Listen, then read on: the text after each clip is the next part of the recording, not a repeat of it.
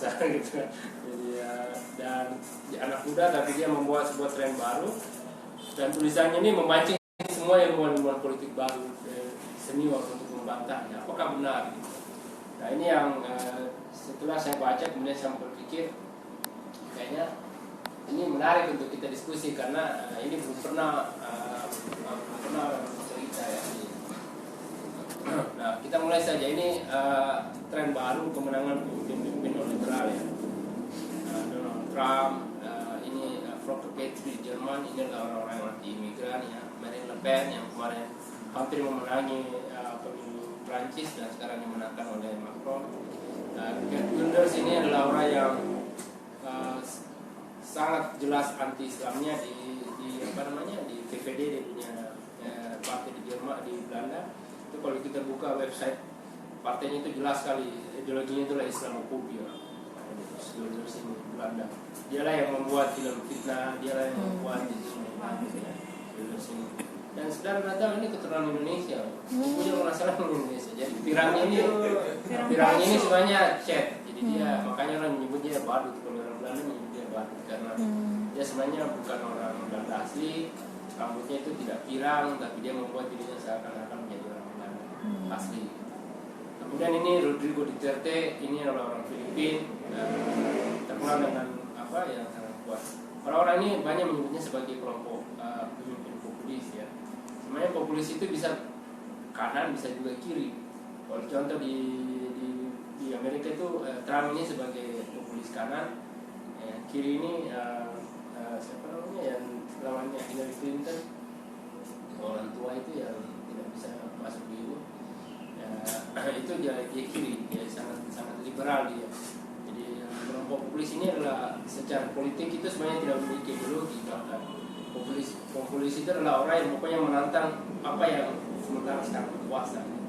Ya, apakah ideologinya seperti apa tergantung bagaimana dia menentang rezim yang ada sebenarnya. Nah sekarang bagaimana di Indonesia? Apakah Indonesia akan menjadi dimenangkan oleh orang-orang kelompok-kelompok liberal seperti ini? Nah inilah yang menjadi salah satu kajian orang-orang politik di dunia, khususnya orang-orang ilmuwan di Amerika. Kenapa bisa Donald Trump terpilih? Orang banyak membuat lucu, mana mungkin Trump terpilih, tapi ternyata terpilih. Banyak sekali orang membuat justifikasi tentang hal itu, dan semuanya orang bisa ya, bisa tidak. Nah, kemudian ini konsep demokrasi. Ini adalah perubahan sistem politik dari dulu awalnya demokrasi kemudian menjadi anti demokrasi. Dan menariknya dia melalui proses pemilu.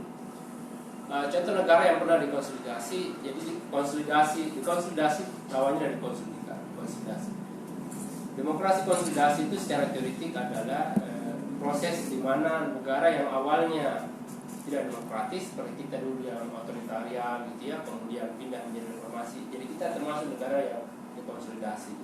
Venezuela juga seperti itu, juga termasuk negara Amerika Latin yang sangat maju gitu. Tiba-tiba kemudian diambil alih oleh Hugo Chavez gitu kan, yang orang yang ketika dia naik kemudian dia mengontrol media, orang yang menentang dia ditangkap gitu, orang-orang seperti itu. Kemudian Polandia ini adalah salah satu negara yang ex-komunis, maju sekali sampai 2014. 2015 kemudian ada Perdana Menteri baru, kemudian sebuah partai Gulen baru berkuasa, kemudian dia menguasai Polandia dan akhirnya Polandia sekarang tidak menjadi negara demokratis lagi seperti sebelumnya. Jadi inilah contoh Venezuela dan Polandia. Dua contoh negara yang awalnya dalam proses transisi. Tapi dekonsolidasi yang dibuat oleh Novoa dan Wong ini adalah justru di negara-negara yang secara demokratis established. Beberapa asumsi kenapa dekonsolidasi muncul. Pertama, ya pemerintah gagal secara ekonomi, krisis di mana-mana, gitu ya. Kemudian rendahnya kepercayaan politik warga pada pemerintah. Masyarakat tidak percaya dengan pemerintah dan hukum khususnya.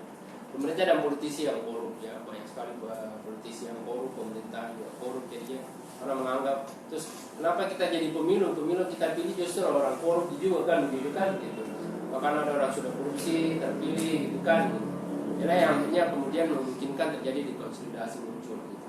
Jadi apakah kemudian demokrasi ini jawaban terbaik, memilih pemimpin yang terbaik gitu ya. Jadi akhirnya mereka melihatnya seperti itu. Nah, pertanyaan kemudian, apa sistem politik alternatif selain demokrasi? Ya.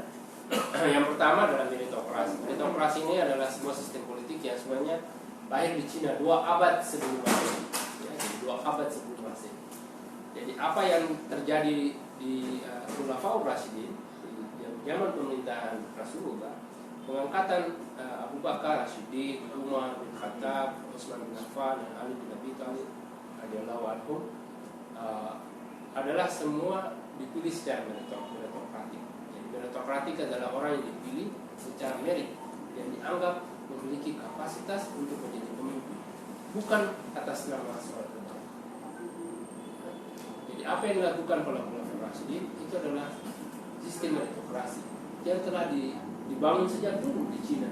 Jadi Cina itu Rasulullah lahir itu kan sekitar abad ke-5 ya, jadi 500 tahun Masehi ya, 500 tahun setelah Nabi Isa lahir. Nah, meritokrasi dibangun di Cina itu 2 abad sebelum Nabi Isa lahir. Jadi sekitar 700 tahun sebelum Rasulullah lahir, meritokrasi sudah terbangun di Cina. Kenapa bisa Cina itu meritokratik? Kenapa bisa dia bangun seperti itu? Dalam sejarahnya Cina itu memilih orang-orang yang bekerja di pemerintahannya itu lewat seleksi yang bagus sekali. Salah satu seleksinya itu dengan cara kaligrafi Cina. Siapa yang bagus kaligrafinya itu yang dianggap punya sense of art. Kenapa? Karena leadership is art. Jadi bukan hanya punya power, tapi bagaimana cara negosiasi, bagaimana cara memfasilitasi orang. Jadi dalam Cina salah satu yang bisa dianggap pemimpin oleh orang yang punya keahlian dalam kaligrafi. Dalam kaligrafi itu butuh kesabaran, ketelitian, ketekunan, dan detail. Gitu kan? Leadership itu harus seperti itu, sabar, tekun, dan harus detail. Dan itu kemudian ditulis demikian rupa sampai ke atas. Bahkan jadi di Cina itu ada mitos, ada namanya mitos 3 raja. Jadi saya dulu cari tahu kenapa bisa meritokrasi itu jadi muncul di Cina. Gitu. Setelah saya baca banyak beberapa buku sejarah dunia, saya kemudian mendapatkan, oh inilah ternyata alasan kenapa Cina meritokrasi. Jadi ada mitos 3 raja di sana. Raja awal ketika dia menjadi raja, kemudian dia melihat ada seorang petani biasa yang dia tahu ini bapak sangat bagus dan dia punya leadershipnya bagus gitu. Dan ketika raja ini mengangkat, dia kemudian mengangkat petani ini untuk menjadi raja, jadi bukan anaknya. Ya. Dia menganggap bahwa bapak ini layak menjadi raja. Kemudian yang bukan siapa-siapa ini kemudian menjadi raja, mengganti raja tadi. Dan raja itu kemudian dia meninggal, kemudian dia meninggal, dia mencari lagi orang yang dianggap pantas sebagai leader gitu ya. Dan dia juga memilih orang itu lagi dan juga bukan orang siapa-siapa gitu ya. Dan dia memilih lagi dan dia orang ketiga itu kemudian layak menjadi pemimpin. Dan orang yang terakhir inilah yang kemudian tidak melanjutkan sistem meritokrasi. Dia kemudian memilih anaknya. Dan 3 mitos raja inilah yang kemudian terbangun dalam budaya orang Cina yang menganggap bahwa orang yang betul-betul terpilih bukan karena darah, itulah yang seharusnya memimpin. Gitu ya. Nah, dalam sejarah politik di semua peradaban dunia ini berbagai macam cara mereka untuk mengurangi sistem birokrasi yang tidak berdasarkan data. Banyak sekali sejarah. Waktu diskusi kemarin di kafenya Kawah Yudin, saya cerita bagaimana orang dinasti Abbasiyah ya, Turki itu membangun peradabannya itu dengan cara membangun sultan. Nah, mereka dididik mulai dari pendidikan, keterampilan perang dan lain-lain. Nah, setelah itu mereka setelah diangkat seleksi demikian rupa siapa yang bagus itu ditempatkan di mana kerajaan yang dikuasai oleh Turki tersebut. Nah, itulah kemudian dan mereka tidak punya hak untuk ahli waris, tidak bisa mereka memiliki. Pokoknya tidak ada duniawinya, dia semata-mata mengabdi hanya pada sultan. Ya. Dalam sejarah kemudian kenapa Turki runtuh itu ketika orang-orang seperti ini diberikan privilege untuk bisa menikah dan juga punya keturunan dan memiliki ahli waris. Setelah itulah kemudian yang lebih berkuasa adalah keinginannya untuk melanggengkan kekuasaan. Ya. Itulah sejarah itu di Turki, ya. Cina pun beda, di Rusia juga beda, di Jerman. semua peradaban politik memiliki sejarah sendiri untuk bagaimana caranya supaya mereka mengikis persoalan darah tersebut. Militerisme ini adalah kita pernah mengalaminya, ya. Ketika orang-orang menganggap bahwa militer lah yang harus memimpin karena dianggap ya disiplin dan lain-lain. Anda harus tahu siapa yang militer? Militer itu manusia, mereka juga serakah. Ya, mereka menggunakan apa saja yang mereka lakukan untuk menguasai dan mempertahankan kekuasaan. Seperti Soeharto lah, ya. Di Great Man ini terjadi di Korea, ya. Ini adalah salah satu pemimpin orang menginginkan, wah, satu orang jago saja, ya, tidak ada yang jago, misalkan. Great Man. Nah, ini yang sistem politik berdasarkan agama, ya kan? Misalnya konsep khilafah, contoh misalnya. Di Hindu pun demikian, mereka hanya orang Hindu. Kemudian orang Kristen juga ada satu sekte yang mencoba membangun juga kerajaan dunia berdasarkan Kristen. Bukan hanya khilafah sebenarnya, semua agama-agama yang membangunkan agamanya sendiri dengan semua menguasai dunia gitu. Dan hanya orang-orang khilafah yang mungkin tidak pernah belajar politik yang lain, dia hanya menganggap dirinya khilafah lah salah satunya terbaik. Padahal semua agama mengklaim dirinya seperti itu. Anarki tidak ada sistem politik, semua terbangun secara spontan, gitu ya. Jadi seperti itu. Inilah sebuah alternatif dari demokrasi. Atau mungkin ada yang lain saya tidak tahu, bisa jadi yang berkembang. Inilah beberapa alternatif dari demokrasi. Yang mana sebenarnya yang kita inginkan, gitu kan?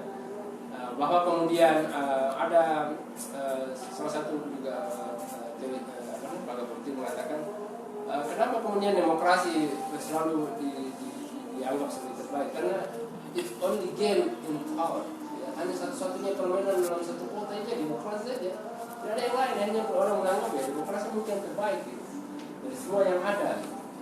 Di Iran memiliki sistem politik yang berbeda, sistem struktur yang berbeda, gitu kan. Di Cina juga, kan. Di Singapura juga sama. Hampir sama dengan Great Man. Hanya orang-orang dekat dengan Lee Kuan Yew saja yang berkuasa, yang lainnya itu tidak ada. Jadi Singapura itu menjadi kayak apa namanya state enterprise, ya. Jadi negara tapi seakan-akan perusahaan, gitu kan. Yang punya itu anaknya menteri, istrinya Lee Kuan Yew itu yang punya perusahaan bla bla bla, iparnya itu punya ini macam-macam. Saya pernah ketemu dengan aktivis HAM Singapura, dia cerita banyak sekali tentang kedudukan Singapura. Namanya Mr. Chen, ya. Jadi saya pernah ikut conference green political di Bandung, yang diundang khusus untuk itu. Saya cerita banyak, dia cerita bagaimana buruknya Singapura dalam kacamata dia. The only one aktivis HAM dia. Sedang kalau saya Singapura, saya sebut nama saya. Kalau sebut nama aku, kok tidak akan bisa injak Singapura. Saking dibencinya dia. Orang ini, ya. Dia orang pintar, dia coba segala macam jenis hukum yang bisa memperlukan dia clearkan gitu. Dia dipelihara oleh Singapura tapi juga dibenci. Dia cerita kalau dia pergi makan di warung gitu kan, di Singapura, miskin, gratis. Karena kau jangan selalu berutang dia. Jadi orang seperti itu, ya. Jadi itu salah satu contoh, ya, bagaimana negara-negara yang lain. Oke. Nah, ini adalah salah satu dari Defoe dan Mao. Dia mengatakan bahwa ketika ditanya ini para responden, apakah mereka menginginkan strong leader yang tidak perlu lagi ada parlemen, ya? Pokoknya itu parlemen jangan ganggu lagi orang, gitu kan? Yang kita lihat di sini Rusia itu terlihat sekali maju dari sekarang sudah hampir 40, Romania, India, Ukraina, Georgia, ini negara-negara ini. Filipina dia tidak, dia agak menurut beberapa dia tidak setuju dengan pemerintahan yang presiden yang tidak diganggu oleh parlemen. Tapi kita coba lihat Jerman, New Zealand, Austria, Swedia, United States dari 20 hampir ke 40. Itulah sebuah tren-tren di mana orang bosan dengan demokrasi, misalnya, kan? Spanyol, Nigeria, South Korea, ya, Kolombia, gitu, seperti itu. Nah, ini satu kasus. Kasus yang lain misalnya, ketika ditanya kemudian berikan rating antara 0 sampai 10, yang mana Anda suka hidup di negara yang dikelola secara demokrasi. Ini orang-orang di United States, orang khususnya yang kelahiran 80 itu tidak ada yang suka dengan demokrasi. Itu membayangkan. Ini orang-orang yang kelahiran 30, mereka masih 70% ke atas, gitu, ya. Dalam 40, 50, ini 80 yang semakin turun. Dia semakin tidak senang dengan demokrasi. Mungkin dia tidak pernah merasakan gimana hidup di negara-negara yang berpiran gitu ya. Jadi dia kayak demokrasi bosan gitu kan. Dia mungkin senang orang tinggal di South Korea gitu kan gitu. Dia tidak pernah merasakan gimana kehidupan seperti itu. Biasa anak muda kan galau kan jelas kayak gitu. Terus ini Eropa juga seperti itu ya kan. Ternyata juga sama, anak-anak kayak 80 ini, anak-anak milenial ini itu merasa agak bosan dengan demokrasi, mencoba hal yang baru ya gitu kan. Nah, itu satu tren yang lain misalnya. Gimana kepercayaan pemuda pada demokrasi? Kelihatan lagi. Ketika tahun 95 gitu ya, masih sekitar 16% lah. 2011 ini sudah naik sampai 25%. Ini umur rata-rata umur 16 sampai 24 tahun ini. Usia-usia galau gak jelas gitu kan. Ini tingkat ketidakpercayaan atau tingkat kepercayaan? Kepercayaan. Jadi mereka percaya ya. Jadi tapi demokrasi is bad and very bad. Jadi ini dia ambil khusus untuk demokrasi itu adalah bad atau very bad. Jadi dia naik. Ya. Jadi yang kepercayaannya itu dia hilangkan. Dia tidak ambil. Tapi saya ambil sini rendahnya sebenarnya ketidakpercayaan pemuda ya. Di sini judulnya harusnya. Di sini dia tanya, having democratic political system is bad or very bad way to run this country. Jadi kelihatan sekali bahwa anak-anak muda ini merasa bahwa demokrasi itu very bad atau bad menurut perspektif mereka. Ya. Khususnya usia 16 sampai 24 tahun. Nah, oke, sekarang kita lihat bandingkan antara Australia, UK, Belanda, New Zealand, Swedia dan United States. Ya. Anak muda bosan ya. Essential to live in democracy. Apakah mereka merasa yakin demokrasi itu esensi? Australia turun drastis dari 80% menjadi 40%. UK juga jauh di bawahnya ya, hampir di bawah 20% gitu. Netherlands juga seperti itu. Kembali usia-usia umur kelahiran 80-an ya. New Zealand pun demikian. Swedia masih untung sedikit yang 60. United States turun ke bawah. Jadi tidak heran kalau Trump itu terpilih ya. Karena mereka menganggap bahwa hanya Trump ini cocok lah. Kita butuh orang-orang gila kayak dia nih ya. President seperti itu. Jadi ini salah satu asumsi kenapa kemudian orang terpilih seperti itu. Nah, jadi itu. Oke, terus bagaimana di Indonesia? Ini pertanyaannya. Bagaimana di Makassar? Oke, sebelum ke sana. Tadi kakak kok tanya sambil waktu itu nggak semua ini. Ini sebenarnya datanya dari mana gitu kan? Nah, ini datanya dari sini. Jadi ini di secara dunia itu ada namanya Global Barometer Survey. Nah, ini Anda bisa download data secara gratis di sini. Nah, data yang dilakukan oleh Fo dan Gong tadi itu dari sini. Dan juga dari ya, bukan dia yang lakukan. Dia hanya mengambil data dari sini, ambil datanya. Tapi Fo itu adalah salah satu principal investigator di barometer. Jadi dia punya akses untuk mendapatkan data-data terbaru. Kemudian ini juga bisa Anda, ini namanya World Value Survey. Ini juga World Value Survey adalah data yang juga bisa kita download apa saja ya, termasuk tentang political trust, demokrasi, tentang apa saja. Kalau di Asia ini orang menggunakan Asia Barometer. Jadi ada Asia Barometer Survey, ada Latin America Barometer Survey, ada Afrika Barometer Survey, Europe Barometer Survey, dan pusatnya ada di sini tadi, World Global Barometer Survey. Jadi semua survei-survei dari benua itu kemudian sapit datanya menjadi satu data besar di Global Barometer Survey. Ya, kalau kakak biasa membuat riset, kita di Indonesia jarang sekali menggunakan data standar untuk melakukan tesis, disertasi. Tapi di luar negeri, orang di Amerika, di Eropa, yang jarang sekali tidak, apalagi melakukan data lapangan itu kan mahal ya. Bukan super data lapangan kan mahal. Jadi mereka banyak sekali menggunakan data-data sekunder. Nah, makanya data sekunder ini penting. Jadi kalau misalnya download di jurusan saya di administrasi negara, saya baru ingin membimbing satu mahasiswa saya untuk menggunakan skripsi dengan data sekunder. Ya, jadi tidak perlu turun ke lapangan. Itu namanya desk research, jadi penelitian di meja saja. Namanya desk research. Jadi, datanya orang kita ambil, kemudian kita olah sedemikian rupa, dan kita di mana data-data itu belum pernah orang lakukan. Ini di jurusan saya baru satu bimbing mahasiswa skripsi menggunakan desk research. Membingungkan ya, karena belum pernah orang melakukan. Saya kebetulan sama Prof. Dixon. Prof. Dixon itu profesor di Southport, mantan dekan. S2, S3 itu semua menggunakan data sekunder. Makanya saya bingung orang di sini. Kenapa nggak ada yang bikin data sekunder? Terlalu mudah. Tapi salah satu kekurangannya adalah tidak memiliki skill data lapangan. Validitasnya orang. Nah, kualitasnya juga. Tapi kualitas tidak. Sangat valid ini mereka. Datanya luar biasa yang menggunakan data yang diakui luar biasa ya, dari apalagi dia punya sampling sampai 3.000, 4.000 gitu ya. Mana kita bisa riset dengan data apa? Nah, mungkin lah kan gitu. Nah, cuma kelemahannya adalah kita melakukan data berdasarkan data yang ada di yang mereka punya. Nah, itu saja kelemahan.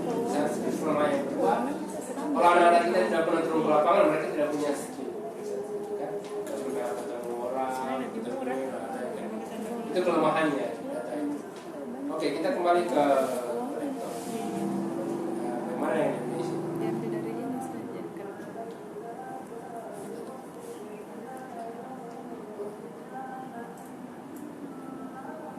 Oke, bagaimana di Indonesia?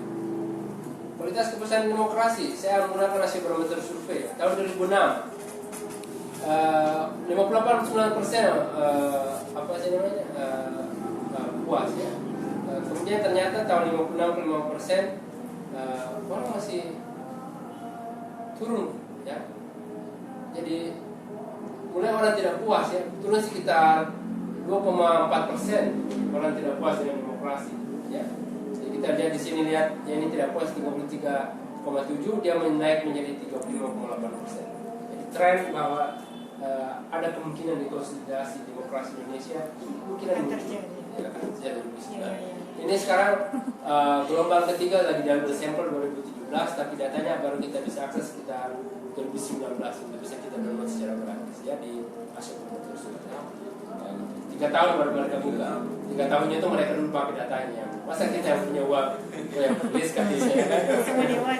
Mereka dulu yang aplikasi ini yang selalu bikin itu resi, mereka kontak resi untuk mengambil datanya. Jadi mereka punya uang, kemudian dia cari beberapa lembaga survei, kemudian mereka mereka seleksi, setelah itu mereka kasih pihak ketiga untuk datanya LSI tidak bisa publish, yang bisa publish hanya Asia Barometer Survei. Itu misalnya di Taiwan University. Oke, sekarang pertanyaan yang lain, apakah Indonesia ini lebih cocok menjadi dipimpin oleh Ustaz?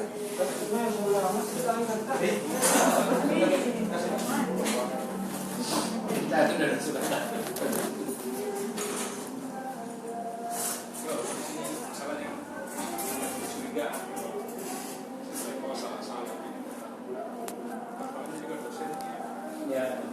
Enggak, tapi kalau kita data keuangan kan bisa sekunder kalau keuangan. Ya, kalau kita di kampus kan pada umumnya justru sekunder keuangan.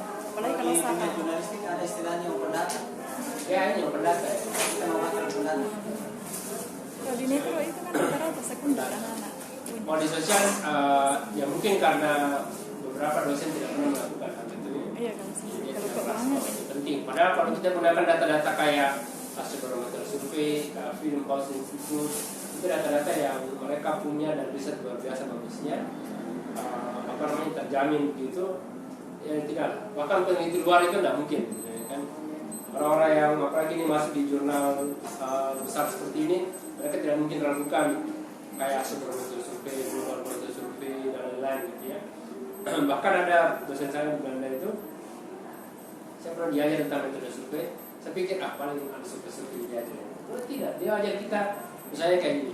Kenapa bisa orang itu bisa dialihkan pertanyaannya ke A misalnya dari cara bagaimana caranya kuesioner itu disusun sedemikian rupa. Misalnya kayak kita mau angkat orang yang cerdas tentang lingkungan.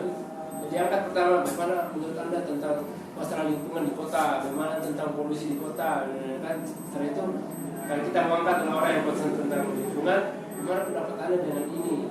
Si A misalnya, selama ini isunya tentang lingkungan, ya pasti dia pilih si itulah. Karena sejak awal dia kirim pertanyaan tentang isu. Itu salah satu cara gitu ya. Juga yang lain dia pernah ternyata dia mensurvei orang yang tidak mau disurvei. Jadi misalnya Europe Barometer Survey itu dari misalnya target responden 1.300 orang yang hanya mau diwawancarai itu misalnya sekitar 1.200, ada 100 orang yang tidak mau diwawancarai. Ya, yang dia wawancara itu 100 orang itu, pokoknya bagaimana caranya untuk mewawancarai 100 orang itu, kenapa bisa dia tidak mau diwawancarai? Diseleksi lah orang-orang yang mau mewawancarai yang tidak mau diwawancarai. Kasih dia trik, pokoknya apa saja. Saya ada waktu, saya tunggu bapak sampai pulang. Kalau kita mau, saya mau apa saja diajar dia supaya bisa diwawancarai. Sampai segitunya nih orang ya, wawancarai orang yang tidak mau diwawancarai. Terus mengambil data dari Google Maps atau portal survei. Ini salah satu cara yang saya bilang sampai kualifikasi data dari lembaga-lembaga survei seperti ini sudah luar biasa. Ya, kalau orang bukan orang sederhana yang masuk di sini, seleksi demikian rupa, dibangun teorinya demikian rupa. Ini sejak tahun 80-an dia bangun sebenarnya. Instrumennya itu sudah dikaji demikian rupa. Gitu. Bahasanya dia bukan pakai bahasa ini. Masa di Indonesia diterjemahkan diuji lagi oleh mereka. Demikian. Diuji secara statistik, apakah benar dan lain-lain. Jadi seperti itu. Ya. Ustaz, apa ini kita mulai tanpa yang kita mau terlambat ini. Oke. Kita pahala atau paling pagi? Siapkan konsumsi. Oke ya, jadi terakhir ya, kembali ke ini. Pertanyaannya kemudian, apakah Anda setuju tidak Indonesia ini diambil oleh negara gaya militer? Naik Pak, dari awalnya 69,7% dari benar, 37% sekarang yang setuju Indonesia ini pimpin orang militer saja, tidak usah pakai demokrasi saja. Ini menjadi tren kemudian kenapa itu Prabowo punya ini ya. Nah, ini kalau orang Prabowo dapat ini gue makan nih dari percaya diri sekarang ini. Dia makin percaya diri ini kan model data seperti ini. Oh ya, kalau gitu kayaknya saya harus pakai militer turun jadi ya. Seperti itu. Gatot selalu dikompak-kompak. Nah, itu. Ini tren, jadi tren ini konsolidasi di negara-negara maju tadi seperti di Amerika, di di UK, di Switzerland, Belanda, di Australia. Itu terlihat sekali khususnya usia baru. Saya tidak mengolah data sedemikian detail usia orang-orang yang setuju atau tidak di sini. Bisa menjadi bahan tulisan bagi penulis ke depan gitu. Tapi ini menjadi tren bagi kita. Pertanyaan kemudian adalah apakah akan seperti ini misalnya kan, demokrasi doesn't work, demokrasi Islam is the only answer misalnya kan, misalnya bisa jadi ya, bisa jadi tidak. Itulah kemudian menjadi pertanyaan kita kemudian antara demokrasi ya. Sebagai pemantik silakan. Terima kasih. Baik, terima kasih.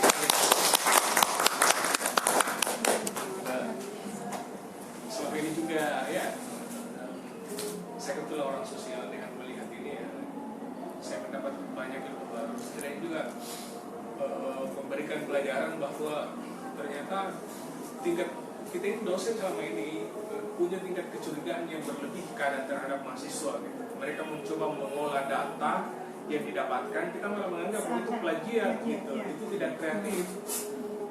Padahal sesungguhnya dosen yang terjebak menjadi orang yang tidak kreatif gitu. Yang selain itu terkait dengan tema dari sini bahwa ada hal-hal baru yang kita dapatkan tentang demokrasi dan anti demokrasi. Saya kira mungkin teman-teman punya, kakak-kakak masih kan punya pertanyaan sebelum sharing ya, kita sharing aja. Silakan terkait dengan tema tadi. Saya mungkin mau bertanya sharing. Jadi kan terima kasih kesempatannya. Ini kan kita melihat fenomena sekarang ini seperti Islamofobia ya, dan ledakan bom segala macam, kemudian ketika Islam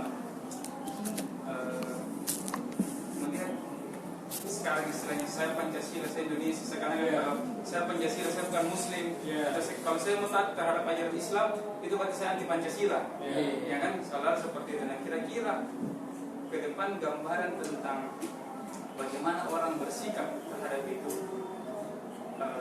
terlepas apakah dia anti demokrasi atau tidak, apakah orang akan semakin cenderung untuk lebih taat kepada ajaran agama Islam itu sendiri, ataukah justru melihat bahwa taat terhadap ajaran Islam berarti itu berarti anti Pancasila, dan sehingga orang akan cenderung untuk biasa-biasa saja untuk dalam hal beribadah, dalam artian tidak mau terlalu kelihatan lebih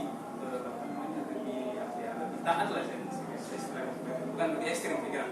Karena kalau lebih ekstrim saya pun tidak setuju. Ya, terima kasih. Ya, baik, itu pertama. Oke, yang kedua. Dari yang kedua. Baik, silakan. Ya, mungkin untuk pertanyaan Ustaz, mungkin bukan hanya saya yang harus menjawab ya, mungkin kita bisa sharing saja. Jadi memang tren seperti itu menjadi berkembang belakangan ini. Ketika ada vis-a-vis antara saya agama atau saya nasionalis misalnya, saya agama A atau saya agama B atau agama C. Nah itu yang menjadi seakan-akan menjadi tren belakangan ini. Saya justru melihatnya bahwa hal itu sangat besar-besarkan karena selama ini ada masalah sebenarnya. Orang yang mau Islam tetap melakukan silakan, orang yang mau menganggap dirinya tidak masalah. Nah, ini kemudian menjadi sangat mengerucut itu karena kondisi politik yang sangat sensitif belakangan ini. Mulai dari pilkada DKI yang luar biasa eksklusif, semua orang kayaknya ikut pusing dengan DKI, sampai kemudian kecelakaan Ahok, isu kriminalisasi ulama dan lain-lain. Itu saya melihatnya itu sebagai tren politik. Itu akan mendekati 2019. Tadi seperti yang kita diskusikan awal adalah ketika orang-orang kemudian merasa bosan dengan demokrasi. Karena orang menganggap kayaknya masa tidak ada yang baru selain demokrasi. Memang demokrasi ini pilihan satu-satunya. Kan? Apakah tidak ada hal yang baru? Tadi kita diskusi misalnya ini beberapa sistem politik alternatif demokrasi. Ini kemudian menjadi pertanyaan kita. Bagaimana misalnya, contoh misalnya kayak di Iran, itu mereka bukan demokratis, mereka punya sistem sendiri. Sebut juga negara-negara lain, misalnya kayak di Rusia mereka tidak, di China juga tidak, misalnya di Venezuela juga tidak. Terus kenapa di Indonesia kita tidak seperti itu? Gitu. Pertanyaan saya satu, untuk melakukan itu nggak sederhana Pak, ya kan? Itu membutuhkan itu membutuhkan energi yang luar biasa banyaknya. Satu, yang kedua, kita tidak akan maju-maju justru, ya kan? Kita tidak akan maju-maju justru. Apa yang telah kita lakukan selama ini, terlepas itu baik atau tidak, ya pasti ada mungkin sempurna, ya kan? Dan mungkin sempurna. Amerika aja yang luar biasa kita bilang itu juga nggak akan. Dan mana yang sempurna di dunia ini? Tidak ada. Negara mana yang tidak korupsi? Ya, semua punya korupsi. Hanya kemudian indeks kemungkinan korupsinya yang lemah itu mungkin ada beberapa. Apa yang membuatnya? Bukan sistem politik, tapi kesadaran masyarakatnya sendiri. Jadi bagaimana orang kemudian mengapresiasi. Ini contoh ya. Negara apa yang sekarang yang secara menurut Transparency International bersih? Itu umumnya negara-negara di Skandinavia, Norwegia dan lain-lain. Tanya kemudian kenapa negara Skandinavia itu cenderung sangat mereka bersih, gitu ya. Mereka sangat patuh. Gitu ya. Kalau kita baca orang Finlandia, bagaimana caranya mengajar anak-anaknya patuh, mereka hormat pada orang, mereka jujur dan lain-lain. Itu kenapa bisa? Itu bukan karena sistem politik, itu sejarah peradaban politik. Di negara Skandinavia, mereka itu dulu punya agama sendiri sebelum Kristen masuk. Nah, ini juga terkait dengan bagaimana perdebatan antara orang-orang Marxis dan orang Weber. Orang Weber kan menganggap, orang Marxis kan menganggap perubahan ini materialis. Hal-hal material yang bisa merubah ekonomi. Sederhana saja. Kalau kau rubah orang, rubah ekonominya. Maksudnya membantah itu agama justru yang penting. Ya, dengan spirit protestantisme tadi, gitu kan? Jadi Max Weber kemudian membantah apa yang dikatakan Marxis, bahwa perubahan itu harus materialistik dengan memegang faktor-faktor produksi, kan? Kalau Anda memegang faktor produksi, sistem politik akan berubah menurut. Tapi Max Weber tidak. Anda harus merubahnya tidak secara materi, tapi juga spiritual. Apa yang dikatakan Weber itu terjadi di Skandinavia. Jadi di Skandinavia yang kita mau masuk Kristen sana, Kristen Protestan yang menyebarkan semangat Protestanisme. Dan semangat Protestanisme itu menganggap bahwa kita ini sebenarnya sudah tentu misalnya masuk surga neraka. Yang berubahnya adalah bagaimana caranya kita berbuat baik sebaik-baiknya, kemudian membantu sebanyak-banyaknya orang, dan berbuat sejujur-jujur. Itu yang kemudian ketika ajaran-ajaran Lutheran, Protestan itu masuk di Skandinavia, yang pertama diajar itu para petani itu untuk bisa membaca, berbuat secara jujur, dan bekerja dengan semangat Protestan. Itu terbangun sampai 2-3 abad. Dan itu terbangun terus. Makanya di sana orang-orang yang hampir semua supir taksi itu PhD. Semua orang PhD tinggi. Sangat formal. Kalau Anda baca apa yang kau lakukan sejak kecil, baca. Saya pernah ketemu orang Finlandia asli, dia pernah jalan di semua Afrika dan dia cerita sejak kecil anak-anak lainnya itu buku dan tidak perlu diajar, kasih dia saja buku, dia akan belajar dengan sendiri. Dan itu hampir semua orang di sana memang buku itu menjadi hal penting dalam hidupnya. Dan bukulah membuat mereka tercerahkan, mereka tidak banyak terganggu dengan orang apa itu misalnya kan. Dia selalu mengkonfirmasi, orang bilang ini cocok ikan, tanya pengen itu, ya kan? Budaya-budaya itu terlahir karena apa? Itu karena scientist temper, ya.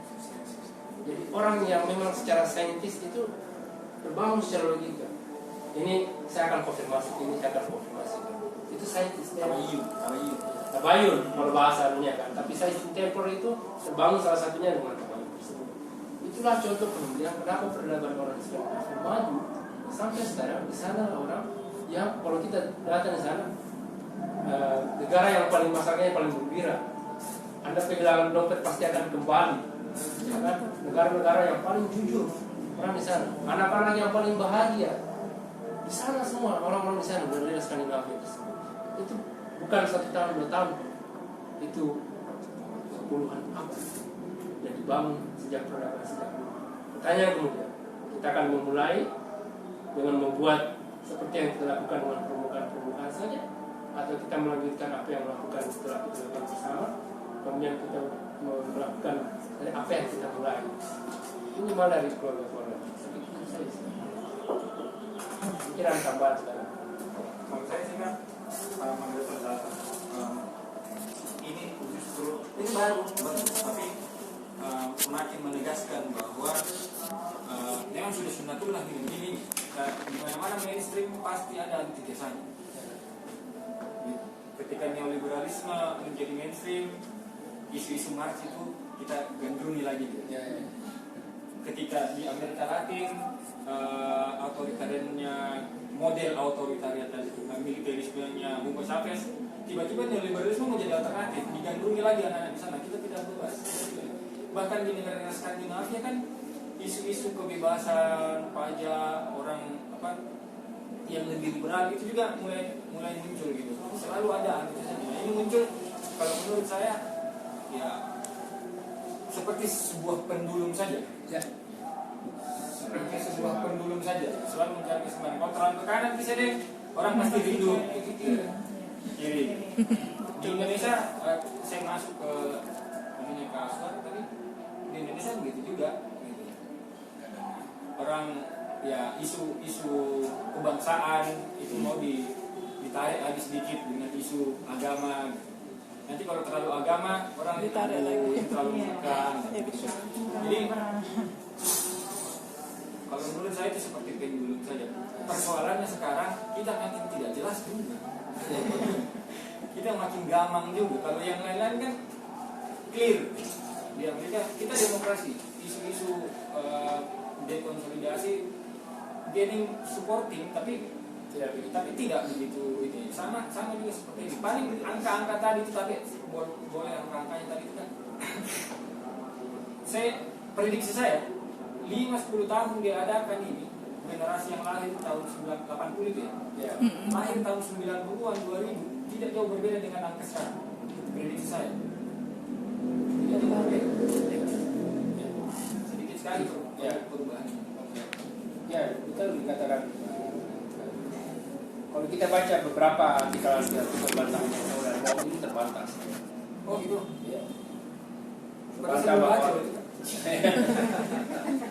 jadi terbantah bahwa salah satunya ini kan anak muda, ini bukan tren, ini cycle. Ya, ini cycle. Bukan bang. Ya, Sudah buka. Bukan kan? mungkin. Oh,